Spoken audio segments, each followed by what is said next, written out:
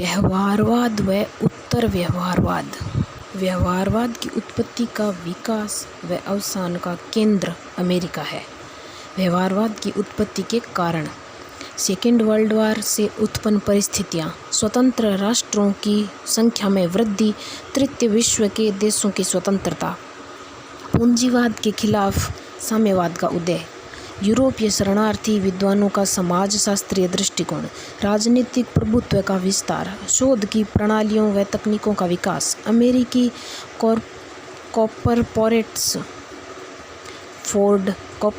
Ford, Carnegie, Rockefeller आदि द्वारा शोध में आर्थिक सहयोग और परंपरा के प्रति असंतोष। आर्थर बेंटले के वह परंपरागत राजनीति सिद्धांत बंजर, औपचारिकतापूर्ण और प्राणहीन, बंध्या व स्थैतिक है। डेविड ईस्टन ने परंपरावाद को ऐसी पुरानपंथी धारा कहा है जो सामाजिक अंधेपन को पैदा करती है, जिसकी आशा का आधार राजनीति नेतृत्व की व्यक्तिगत शक्ति अधिक है, समाज विद्वानों की समझदारी कम है।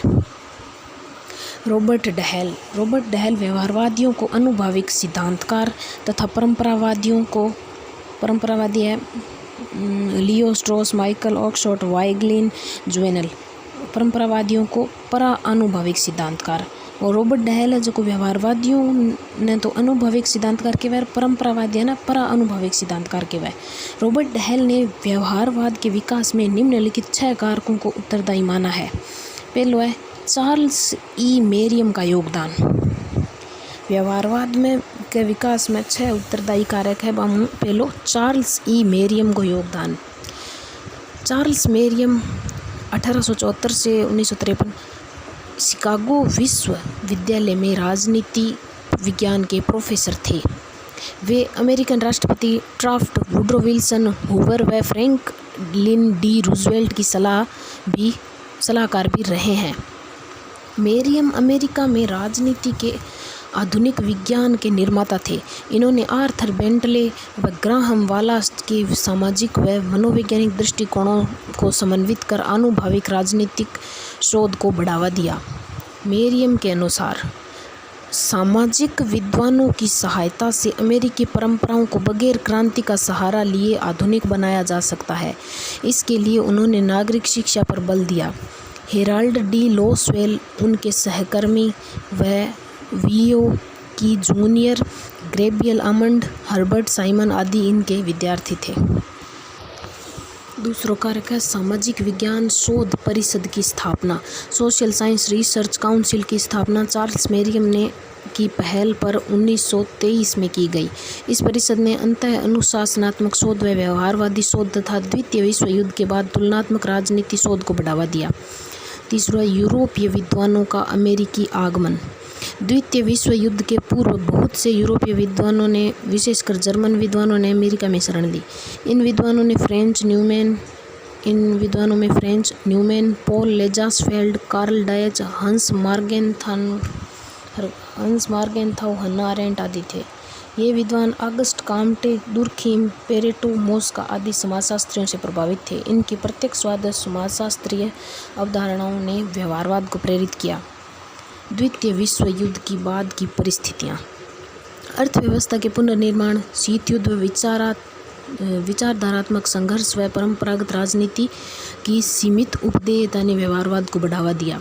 व्यवहारवाद ने राजनीति को शुद्ध विज्ञान बनाने के लिए स्वयं को परिवर्तन की गतिविधियों व प्रैक्सिस से स्वयं को अलग कर लिया तथा तटस्थ व अनुभविक शोध को बढ़ावा दिया। सर्वेक्षण पद्धति का विकास। मतदाताओं के रुझान, चयन व व्यवहार को समझने में सर्वेक्षण पद्धति अत्यंत उपयोगी साबित हुई। अतः मतदान व्यवहार का अध्ययन व्यवहारवादियों का प्रिय क्षेत्र बन गया। मतदान व्यवहार के अतिरिक्त व्यवहारवादियों ने शक्ति और व्यक्तित्व के अध्ययन पर भी बल दिया। हेराल्ड डी लॉसवेल ने अपनी पुस्तक who gets what, when and how 1936 में अभिजनों को शक्ति का मुख्य केंद्र मान उनका विश्लेषण किया। 1947 में लॉसवेल ने the analysis of political behaviours लिखी, जो व्यवहारवादी अध्ययन में मील का पत्थर है। विभिन्न कॉरपोरेट घरानों द्वारा व्यवहारवादी शोध के लिए आर्थिक सहायता। हिंज युलाउ ने अपने लेख segments of political science most susceptible to behaviour में राजनीति व्यवहार के सभी क्षेत्रों को व्यवहारवादी अध्ययन के योग्य माना है। पोल्याकी के अनुसार समस्त ज्ञान सभी स्तरों पर व्यक्ति के व्यक्तिगत सहभाग से रंजित होता है। ज्यों ही अन्वेषण का प्रारंभ कर दिया जाता है तभी व्यवहारवादी अध्ययन की सीमाएं ज्ञात होने लगती हैं। व्यवहारवाद व उत्तर व्यवहारवाद। व्यवहारवाद से पूर्व की स्थिति। प्लेटो और अरस्तु के संबंध होने के कारण राजनीति विज्ञान के विषय में अध्ययन अध्यापन का महत्व 2300 वर्ष से भी अधिक पुराना रहा है, किंतु इसको एक स्वायत्तपूर्ण अनुशासन के रूप में स्वीकृत 19वीं सदी के उत्तरार्ध से ही मिलती है। संयुक्त राज्य अमेरिका में 1856 में प्रथम बार कोलंबिया विश्वविद्यालय में फ्रांसिस लाइबर की अध्यक्षता में इस विषय की प्रथम विभागीय पीठ स्थापित की गई। संयुक्त राज्य में परंपरागत राजनीति विज्ञान की 4 धाराएं दिखाई पड़ती है, जो कि विविध रूपों में समांतर, क्रमागत एवं मिश्रित बहती रही है। प्रथम विचारधारा विधिवादी विचारधारा। विधिवादी विचारधारा के स्रोत महाद्वीपीय यूरोप, मुख्यतः जर्मनी। द्वितीय विचारधारा। द्वितीय सुधारवादी धारा। सुधारवादी धारा के स्रोत है फर्स्ट वर्ल्ड वार से उत्पन्न और राष्ट्रीय अंतर्राष्ट्रीय समस्याएं, कानूनी व औपचारिक समस्याओं का तिरस्कार। तीसरी विचारधारा है दार्शनिक शाश्वतवाद की धारा। दार्शनिक शाश्वतवाद की धारा के स्रोत अतीतकालीन परंपरा के रूप में सदैव विद्यमान। चतुर्थ अनुभववादी या यथार्थवादी धारा। स्रोत है व्यवहारवादी क्रांति की पृष्ठभूमि और Woodrow Wilson book congressional government 1885 और अमेरिकी संविधान के पुस्तक के अध्ययन की कड़ी आलोचना। प्रथम विचारधारा विधिवादी विचारधारा में विचारक है J.W. Burgess, Bentham, John Austin, Willoughby, R.G. Gettell, Garner इत्यादि। राज्य सरकार के विश्लेषण में वैधानिक दृष्टिकोण अपनाया। वैधानिक में नैतिकता का स्पष्ट पुट। दूसरी विचारधारा सुधारवादी धारा। सुधारवादी धारा में न्यू डील पॉलिसी 1930-39 USA में अमेरिकी प्रगतिवाद, प्रत्येक क्षेत्र में सुधार का युग।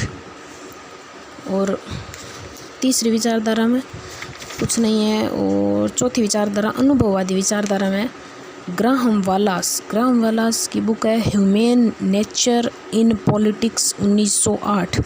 Arthur Bentley the process of government 1908। और महत्वपूर्ण विद्वान चार्ल्स मेरियम की बुक है new aspects of politics 1925। Charles मेरियम को व्यवहारवादी उपागम का बौद्धिक सृष्टा माना जाता है। चार्ल्स मेरियम ने अमेरिकी राजनीति विज्ञान के 4 कालों, मनोदशाओं या अवस्थाओं को इस प्रकार बताया। चार्ल्स मेरियम के अनुसार 1850 तक दार्शनिक दृष्टिकोण की प्रधानता निगमनात्मक पद्धतियों का काल। 1850-1900 ऐतिहासिक एवं तुलनात्मक पद्धतियों के प्रयोग का काल। 1900 से 1923 प्रेक्षण, सर्वेक्षण, मापन का काल। और 1923 से आगे मनोवैज्ञानिक परिप्रेक्ष्य की प्रधानता और सेकेंड वर्ल्ड वार तक। व्यवहारवाद व आधुनिक राजनीति विज्ञान को परंपरागत राजनीति विज्ञान से जोड़ देने का कार्य अनुभववादियों द्वारा किया गया है। इस अनुभववाद का नारा जेम्स ब्राइस ने यह कहकर दिया कि जिनकी आवश्यकता है वे तथ्य हैं। बेंटले परंपरागत राजनीति विज्ञान को शुष्क, औपचारिक, पार्श्विक, बंजर, प्रेतवत तथा स्थैतिक मानता है। चार्ल्स मेरियम मनोविज्ञान के आधार पर अन्य अनुशासनों की पद्धति को अपनाकर राजनीति का विज्ञान बनाने की प्रेरणा दी। बुक है न्यू एस्पेक्ट ऑफ पॉलिटिक्स 1925 में राजनीति विज्ञान के लिए अपनी पद्धतियों और प्रविधियां विकसित करने की बात कही। धीरे धीरे उसके नेतृत्व में शिकागो विश्वविद्यालय ने आनुभविक अध्ययनों का एक जमघट तैयार हो गया।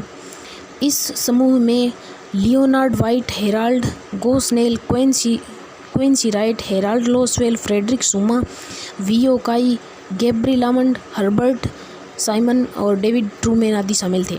चार्ल्स मेरियम ने अपने लेख politics science in the United States में राजनीति विज्ञान में मनोविज्ञान के प्रयोग का श्रेय A.L. लोवेल को दिया है। व्यवहारवादियों के अध्ययन की इकाइयाँ राजनीतिक व्यवस्थाएं एवं उनकी उपव्यवस्थाएं, मतदान, व्यवहार, प्रक्रिया और क्रियाविधियाँ, तुलनात्मक राजनीति, 4 अध्ययन की इकाइयाँ हैं। व्यवहारवाद आधुनिक व अनुभवमूलक उपागम।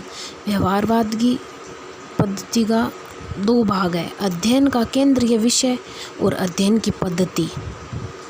तो अध्ययन का केंद्रीय विषय में है औपचारिक की बजाय अनौपचारिक संस्थाओं संरचनाओं का अध्ययन, राज्य व सरकार जैसी संस्थाओं के बजाय मानवीय व्यवहार का अध्ययन और संरचना की बजाय प्रक्रिया महत्वपूर्ण।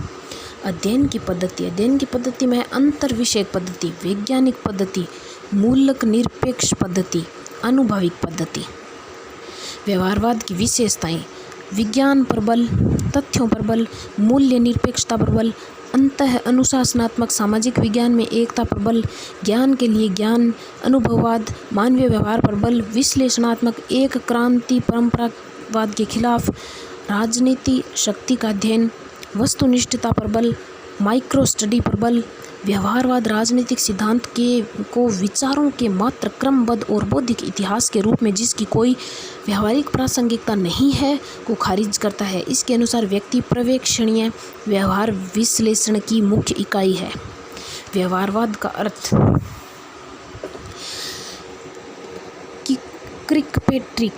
क्रिकपेट्रिक के वह असंतोष ने क्षोभ को जन्म दिया, वह क्षोभ के परिणाम स्वरूप क्षेत्र में परिवर्तन आया।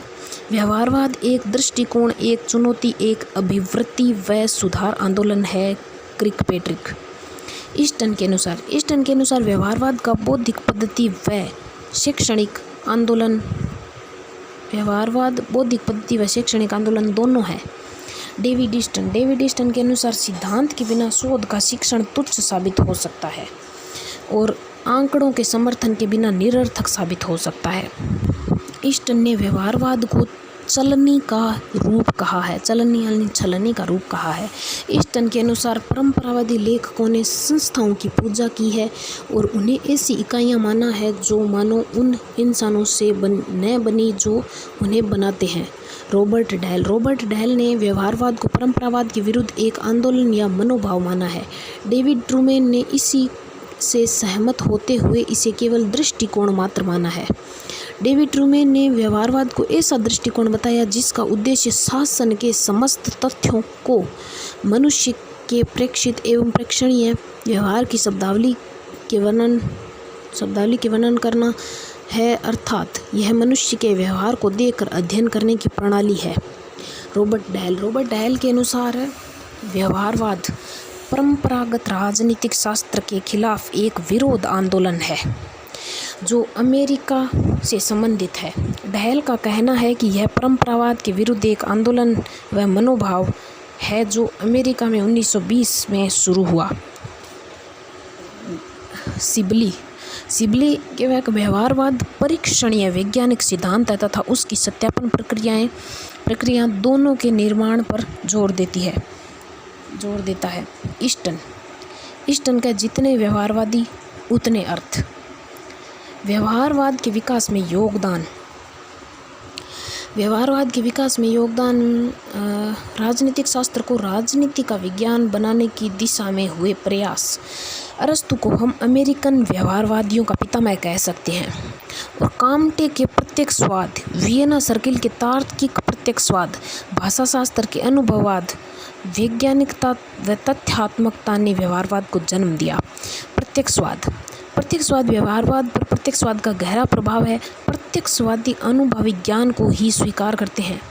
तार्किक प्रत्यक्षवाद व्यवहारवादी तार्किक प्रत्यक्षवाद की इस मान्यता को स्वीकार करते हैं कि केवल वही ज्ञान यथार्थ है वह प्रमाणिक है जिसका अनुभविक सत्यापन हो सके।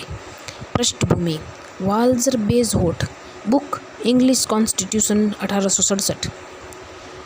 बेजहोट ने राजनीतिक संस्थाओं पर सामाजिक परिस्थितियों के प्रभावों के विश्लेषण पर बल दिया। वुड्रो विल्सन, कांग्रेसनल गवर्नमेंट 1885, सत्ता कांग्रेस की समितियों में है। जेम्स ब्राइस, अमेरिकन कॉमनवेल्थ 1888, मेरा उद्देश्य अमेरिका की संस्थाओं व उनकी जनता को बिल्कुल वैसा ही चित्रित करना है जैसी वे हैं। वुड्रो विल्सन, कांग्रेसनल गवर्नमेंट पुस्तक में विल्सन ने अमेरिकी संविधान की पुस्तकीय अध्ययन की आलोचना की है। ब्राइस के अनुसार सबसे अधिक आवश्यक है तथ्य व तथ्य। ब्राइस की अन्य पुस्तक मॉडर्न डेमोक्रेसीज 1921। लॉरेंस लावेल ने अपनी पुस्तक एसे ऑन गवर्नमेंट 1889 में लिखा है कि शासन के वास्तविक यंत्र को तभी समझा जा सकता है जब उसे उसकी क्रियाशील अवस्था में देखा जाए। Graham Wallas, human nature in politics 1908। मनोविज्ञान का आगमन। ब्रिटिश विचारक ग्राहम वालास, जो राजनीति विज्ञान में मनोवैज्ञानिक दृष्टिकोण के प्रणेता हैं, उन्होंने संस्थाओं के स्थान पर व्यक्तियों की मनोवैज्ञानिक प्रवृत्तियों के अध्ययन पर बल दिया। वालास के अनुसार राजनीति के लगभग सभी विद्यार्थी संस्थाओं का विश्लेषण करते हैं और मनुष्य के विश्लेषण को अनदेखा कर देते हैं। Arthur Bentley, the process of government 1908। इससे समूह सिद्धांत का उदय हुआ। अमेरिका के विचारक आर्थर बेंटले के अनुसार राजनीतिक शोध व विश्लेषण की इकाई समूह की गतिविधियां हैं। बेंटले ने समाजशास्त्रीय दृष्टिकोण को बढ़ावा दिया। शिकागो स्कूल, इसने व्यवहारवाद की आधारशिला रखी। यहाँ त्रिमूर्ति, TV Smith, Charles Merriam, Harold Lasswell ने अनुभविक शोध को बढ़ावा दिया। प्रमुख व्यवहारवादी विचारक हिंज यूलाउ ने माना कि लंबे समय तक व्यवहारवादी क्रांति शिकागो विश्वविद्यालय की 4 दीवारी तक सीमित रही थी। इस स्कूल के प्रोफेसर चार्ल्स मेरियम को व्यवहारवाद का बौद्धिक पिता कहा जाता है। मेरियम की प्रसिद्ध पुस्तक है new aspects of politics 1925। Charles मेरियम, जिसे व्यवहारवाद का बौद्धिक पिता माना जाता है, सहकारी शोध और सहयोगात्मक प्रयत्न को बहुत बढ़ावा दिया था। लोसवेल ने चार्ल्स मेरियम को राजनीति में मनोविज्ञान के महत्व को समझने वाले विद्वानों में प्रथम माना है। लोसवेल दर्शन की राजनीति के बजाय विज्ञान की राजनीति का पक्षधर है। लोसवेल राजनीति विज्ञान को कहता है तथा राजनीति विज्ञान को पॉलिसी साइंस कहता है तथा राजनीति वैज्ञानिक को मनोव्याधि निवारक मानता है। लोसवेल विज्ञान को पॉलिसी साइंस और राजनीति वैज्ञानिक को मनोव्याधि निवारक मानता है। लोसवेल की बुक है who gets what when and how 1936, power and personality 1948, power and society 1950, Kaplan के साथ साइकोलॉजी व पॉलिटिक्स। पर व्यवहारवाद का वास्तविक विकास द्वितीय विश्व युद्ध 1945 के बाद हुआ। व्यवहारवादी विचारक Easton, Almond, David Truman, Heinz, Eulau, Lasswell, Kaplan, Gosnell, Coleman, Karl Deutsch, Edward Shils, Catlin, Leonard White, V O Key junior, Robert Dahl, Quincy Wright, Herbert Simon आदि। व्यवहारवाद का प्रथम प्रयोग डेविड ईस्टन ने किया। उन्होंने यह संकल्पना जे.वी. वाटसन से ली। डेविड ईस्टन 1917 से 2014। डेविड ईस्टन को व्यवहारवाद का पिता कहा जाता है। ईस्टन का जन्म कनाडा में हुआ। बाद में वे शिकागो विश्वविद्यालय में राजनीति विज्ञान के प्रोफेसर रहे। सर्किन द्वारा वैज्ञानिक पद्धति और विचारधारा में सीधा संबंध बताते हुए व्यवहारवादियों के 3 रूप बताए हैं: नवीन सुधारक इथियल सेलापुथ, सार्वजनिक प्रवक्ता डेनियल पी मोनिहान और चित्ताकर्षक तटस्थ Heinz Eulau. Book G E. Catlin की बुक है the science and method of politics और power and society a framework for politics in inquiry, Graham Wallas. Power and society a framework for politics inquiry है Graham Wallas की। और क्वांटिटाइन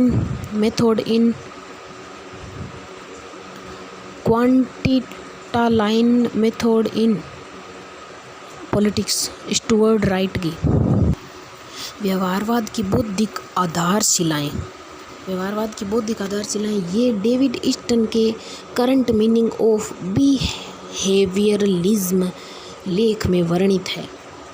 Easton व्यवहारवाद की जो 8 बौद्धिक आधारशिलाएं बताता है उनको वह व्यवहारवादी धर्म भी कहता है। पहली है नियमितता यानी समानताएं और एकरूपता खोजना। दूसरी है सत्यापन वेरिफिकेशन। सर्वेक्षण व प्रयोगात्मक परीक्षण प्रश्नावली साक्षात्कार अनुसूची अवलोकन के माध्यम से राजनीतिक नियमितताओं का सत्यापन किया जाता है। व्यवहारवादियों का सत्यापन सिद्धांत तार्किक प्रत्यक्षवाद से प्रभावित है। तार्किक प्रत्यक्षवादियों मारिट्ज सिल्क, रुडोल्फ कॉर्नोप, ओटो न्यूरोथ आदि ने जहां सत्यापनीयता का सिद्धांत दी, वहीं ब्रिटिश विद्वान कार्ल पॉपर ने खंडनीयता का मिथ्यापन का सिद्धांत दिया। कार्ल पॉपर का यह सिद्धांत आइंस्टीन के सापेक्षता सिद्धांत के अनुकूल है। आइंस्टीन व पॉपर दोनों वैज्ञानिक ज्ञान सापेक्ष है। कार्ल पॉपर आइंस्टीन दोनों के अनुसार वैज्ञानिक ज्ञान सापेक्ष है। तीसरी आधारशिला है तकनीकें। अनुभविक तथ्यों आंकड़ों पर जोर, सैंपलिंग सर्वेक्षण, गणितीय मॉडल का प्रयोग, इसे पद्धति विज्ञानवाद भी कहा जाता है। तकनीक का तात्पर्य है तथ्यों को एकत्रित करने व उनका विश्लेषण करने का तरीका। उदाहरण सैंपल सर्वे तकनीक। राजनीति जीवन से संबंधित तथ्यों के संग्रह, वर्गीकरण और विश्लेषण में व्यवहारवादी गणितीय और सांख्यिकी तकनीकों का बहुत उपयोग करते हैं। प्रमाणीकरण। चौथी आधारशिला है प्रमाणीकरण। अध्ययन सामग्री को लेखबद्ध करने में, विशुद्धता लाने में तथा शोध में इससे स्पष्टता व निश्चितता लाने के लिए प्रमाणीकरण आवश्यक है। इसके लिए मापन परिमापन पर जोर ताकि सत्यापन हो सके। यथातथ्यता लाने में प्रमाणीकरण की जरूरत होती है। 5वीं आधारशिला है मान्यता। मूल्य निरपेक्षता। मूल्य व आदर्श नहीं, तटस्थ व निरपेक्ष, आत्मपरक व व्यक्तिनिष्ठ नहीं, क्रमबद्धता व्यवस्थापन। मान्यताएं हैं मूल्य निरपेक्षता, मूल्य व आदर्श नहीं, तटस्थ व निरपेक्ष, आत्मपरक व व्यक्तिनिष्ठ नहीं। छठी आधारशिला है क्रमबद्धता या व्यवस्थापन। सिद्धांत निर्माण पर जोर। शोध यदि सिद्धांत से अनुप्राणित नहीं है तो यह महत्वहीन है, और सिद्धांत यदि आधार सामग्री से संबंधित नहीं है तो वह निरर्थक है। ट्रूमेन के वह का शोध व्यवस्थित होना चाहिए। व्यवहारवादी राजनीति शोध के व्यक्तित्व होने पर बहुत बल देते हैं, क्योंकि शोध जब व्यवस्थित होगा तभी सिद्धांत निर्माण में सहूलियत होगी। 7वीं आधारशिला है विशुद्ध विज्ञान। प्राकृतिक विज्ञान की भांति राजनीति का विज्ञान विकसित करना। विज्ञान का कार्य दुनिया को समझना है, न कि उसे बदलना। व्यवहारवादियों के अनुसार सिद्धांत का उपयोग परस्पर संबंधित है। राजनीति की सैद्धांतिक समझ से राजनीतिक समस्याओं के समाधान में सहायता मिल सकती है। व्यवहारवादी शोध के अंतर्गत किसी समस्या को समझना पहली आवश्यकता है, उसका समाधान बाद का प्रश्न है।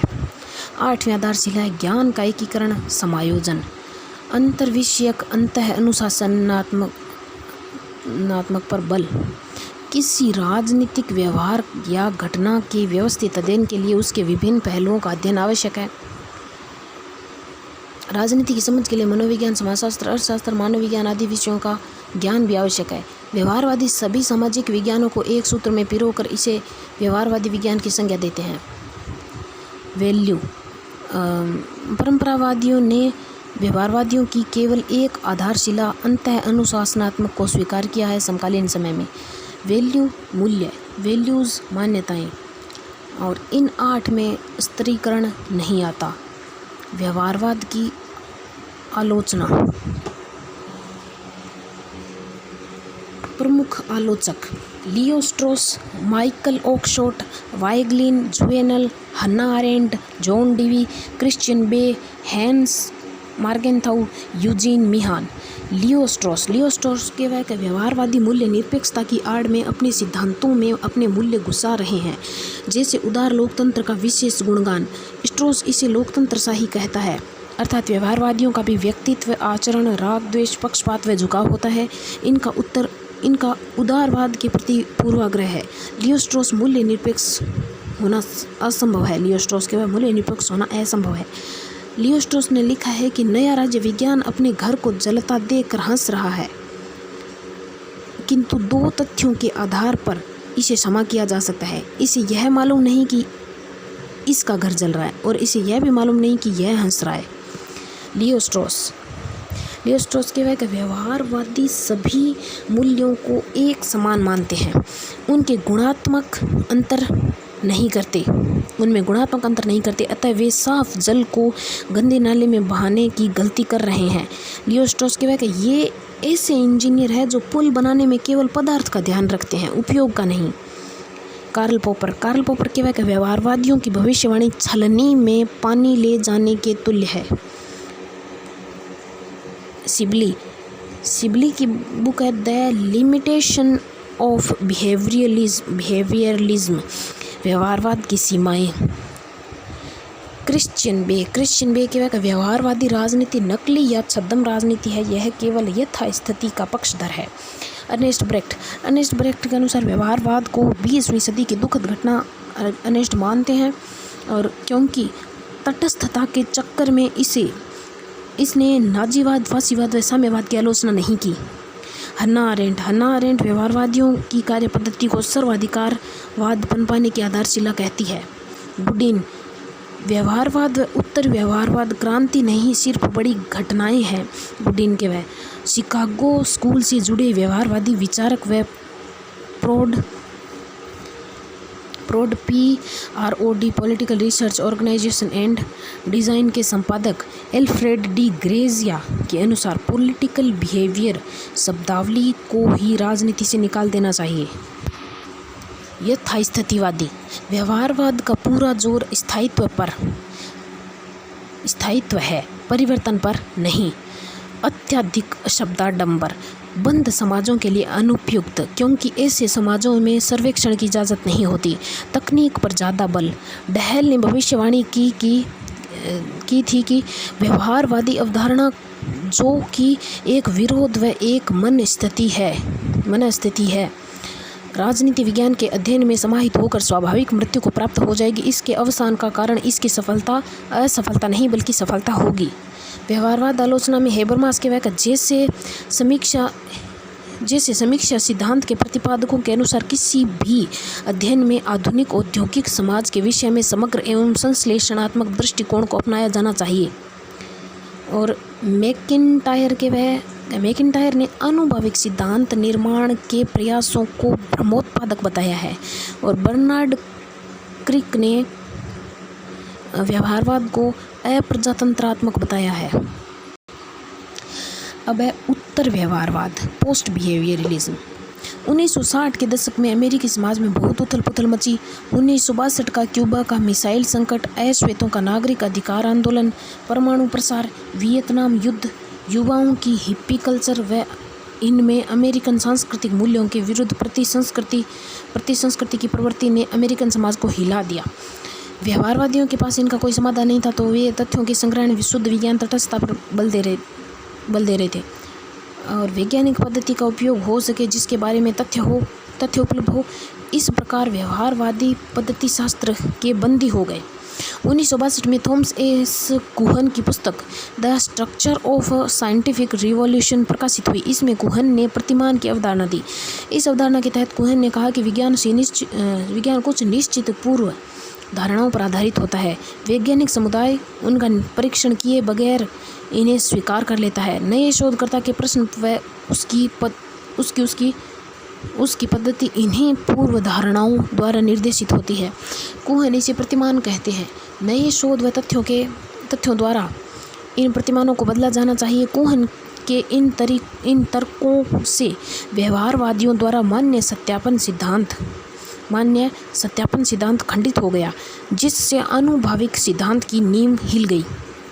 व्यवहारवाद की तरह उत्तर व्यवहारवाद का प्रणेता भी डेविड ईस्टन है। उत्तर व्यवहारवाद कोई सुनिश्चित सिद्धांत नहीं है, न ही यह किसी पद्धति विशेष का पक्षधर है। मूलतः यह राजनीति विज्ञान को प्राकृतिक विज्ञान के सांचे में ढालने के तरीके के प्रति असंतोष की अभिव्यक्ति थी। व्यवहारवाद की तरह ईस्टन उत्तर व्यवहारवाद को भी एक आंदोलन व एक बौद्धिक प्रवृत्ति कहते हैं। संवाद उत्तर व्यवहारवाद में माइकल हेन्स वाद, परंपरागत प्रतिवाद, व्यवहारवाद। माइकल हेन्स ने 1970 के बाद व्यवहारवाद को संश्लेषणात्मक एवं बहुपद्धति विज्ञानात्मक माना है तथा इन्होंने व्यवहारवादी विकास को एक द्वंद्वात्मक प्रक्रिया के रूप में अभिव्यक्त किया।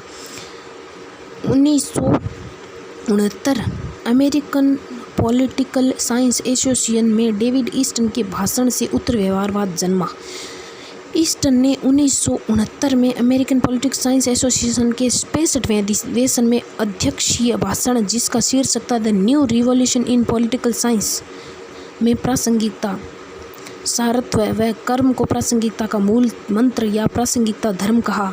ईस्टन ने उत्तर व्यवहारवाद को एक क्रांति कहा जिसके दो नारे हैं, प्रासंगिकता और कर्म। प्रासंगिकता के मूल मंत्र है प्रासंगिकता, सारत्व और कर्म। डेविड ईस्टन के अनुसार उत्तर व्यवहारवाद भविष्य की ओर उन्मुख है। यह एक वास्तविक क्रांति है, न कि व्यवहारवाद के विरुद्ध प्रतिक्रिया। यह विकास है, न कि अनुरक्षण। आगे की दिशा में कदम है, न कि पीछे हटने की प्रवृत्ति। उत्तर व्यवहारवाद का संशोधन है व्यवहारवाद का संशोधन है, खंडन नहीं। यह व्यवहारवाद का विस्तार है, अस्वीकृति नहीं। व्यवहारवाद में सुधार आंदोलन है। इसमें शास्त्रीय व्यवहारवाद दोनों के गुण है। यह परंपरावाद का पुनरुत्थान भी नहीं है। उत्तर व्यवहारवाद की 7 मूल मान्यताएं। David Easton. तकनीक की बजाय सारत्व। उत्तर व्यवहारवादी तकनीक की अपेक्षा समकालीन ज्वलंत समस्याओं के समाधान को महत्वपूर्ण मानते हैं। व्यवहारवाद शोध की स्पष्टता पर बल देता है, जबकि उत्तर व्यवहारवाद प्रासंगिकता पर। व्यवहारवाद का कथन है, गलत होना उतना बुरा नहीं है जितना कि अस्पष्ट होना।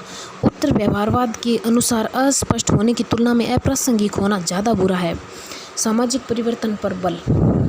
ईस्टन के अनुसार व्यवहारवाद आनुभविक यथास्थितिवाद को बढ़ावा देता है, जबकि उत्तर व्यवहारवाद सामाजिक राजनीतिक परिवर्तनों पर बल देता है ताकि बेहतर समाज का निर्माण हो। सामाजिक समस्या निदान पर बल। मूल्यों का महत्व, बुद्धिजीवियों की भूमिका और कर्मनिष्ठ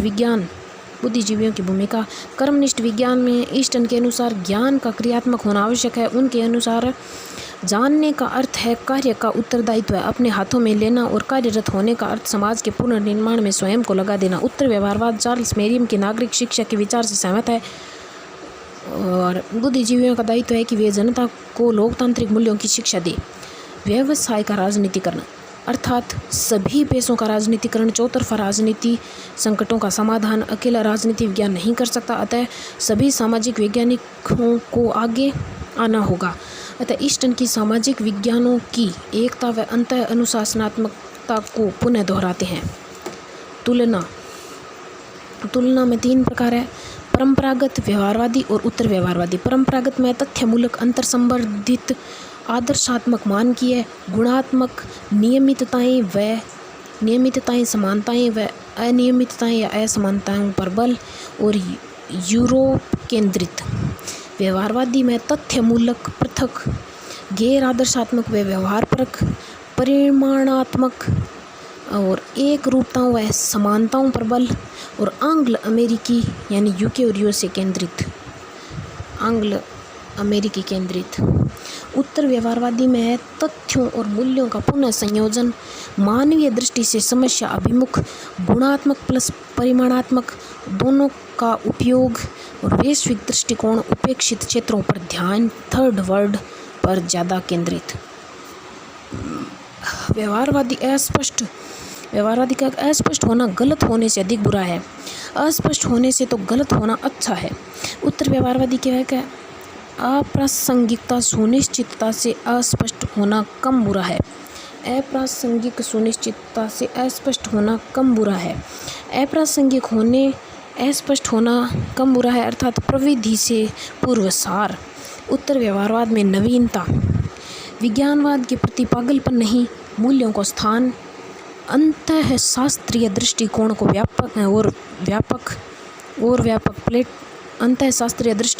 व्यापक प्लेटो के आदर्शवाद, मार्क्स का वैज्ञानिक समाजवाद व जीन पॉल सार्त्र का अस्तित्ववाद का भी अध्ययन। व्यवहारवाद व उत्तर व्यवहारवाद में अंतर। व्यवहारवाद शुद्ध ज्ञान और उत्तर व्यवहारवाद में अनुप्रयुक्त ज्ञान। व्यवहारवाद ज्ञान के लिए ज्ञान और उत्तर व्यवहारवाद ज्ञान की प्रासंगिकता। व्यवहारवाद व्यष्टि, उत्तर व्यवहारवाद समष्टि। व्यवहारवाद यथास्थिति, उत्तर व्यवहारवाद परिवर्तनकारी। व्यवहारवाद में तथ्य और उत्तर व्यवहारवाद में तथ्य प्लस मूल्य। उत्तर व्यवहारवाद की आलोचना। प्रथम वियतनाम युद्ध परमाणु संकट व सामाजिक असमानता के खिलाफ जो स्वर उभरा वो बाद में केवल अकादमिक विरोध बनकर रह गया। दूसरा, विश्वविद्यालय का शिक्षक अध्यापन व शोध व्यवहारिक राजनीति एक साथ नहीं कर सकता। वह एक ही समय में एक साथ विज्ञान, राजनीतिज्ञ और सलाहकार तीनों की भूमिका को समान दक्षता के साथ नहीं निभा सकता। ईस्टन ने 1997 में प्रकाशित अपने लेख में the future of post behavioural phase in political science में उत्तर व्यवहारवाद की आलोचना करते हुए लिखा कि राजनीति विज्ञान का लंगर खो गया है, उसका कोई फोकस नहीं रह गया है। उत्तर व्यवहारवादियों की प्रतिबद्धता की भावना को खत्म कर दिया। रही सही कसर उत्तर आधुनिकतावाद ने पूरी कर दी। ईस्टन ने स्वयं कहा कि उत्तर आधुनिकता विज्ञान का अंत, इतिहास का अंत, वस्तुनिष्ठता की समाप्ति का उद्घोष है। उत्तर आधुनिकतावाद व्यवहारवाद की वैज्ञानिक पद्धति व निश्चित सिद्धांतों के निर्माण के लक्ष्य को नकार देता है। ईस्टन ने 1990 के दशक के प्रारंभ में नव व्यवहारवाद के प्रारंभ की बात कही।